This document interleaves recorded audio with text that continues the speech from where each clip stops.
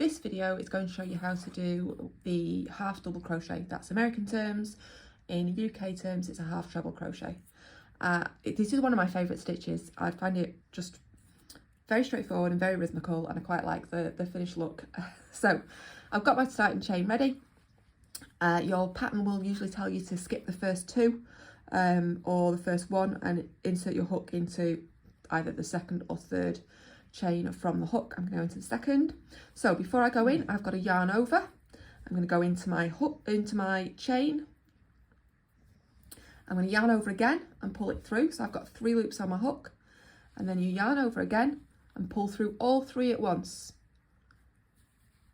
Okay, now I'm using a bit of a splitter yarn. If you've watched my other videos, you might have seen this, but if not, I'm just going to demonstrate because this does happen a lot. So I've got this little bit that should have gone over. All I'm going to do is I'm going to pull it through separately. If I leave it on my hook, what happens is that stitch is a bit tight, but also when I come to do my next stitch, it interferes with how the stitch looks. So always make sure, particularly if you've got a yarn like this that's a bit splitty, that you're going through the whole of the yarn and not leaving any random threads behind. So same stitch again, yarn over and then into your chain, yarn over again and pull it through, and then yarn over again and pull through all the 3 of the loops on your hook.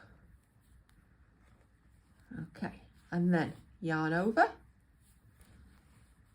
and nope, that's not what I just did, is it?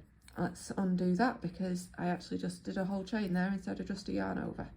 So put my hook back, yarn over, into your chain, yarn over again and pull it through, yarn over again and pull through all 3 on there, and yarn over into your loop down here. Oops, it's a bit tight because it's right at the beginning next to my slip knot. Yarn over again and pull through, and then yarn over and pull through all 3. So when it comes to counting, I can count the loops on my top. So I've got the 1, 2, 3, 4 stitches. I'm fairly certain that I have missed a loop, I missed a chain at the bottom here. Now, if I was going to go on and make something, I would frog that, I'd rip it back and find that chain, but as this is just me demonstrating to you how to do the stitch, I'm actually not going to bother. But yes, just do be careful. I should have the right number of stitches. I was expecting to have 5 because I knew I had 5 chains, but I've not, I've only got 4, so definitely made a mistake there. For the purposes of what I'm showing you, it doesn't matter. You can see it doesn't quite sit right here, so it is a mistake you can spot. But like I say, I'm just going to keep going because I just want to show you the basics of doing this stitch. At the end of a row, your pattern will tell you to turn and chain or chain and turn, usually 2 chains for this particular stitch. And again, that's just to add the height ready for starting your next stitch so that we're not starting from the base. And this time, so from the top, you've got your little V's here.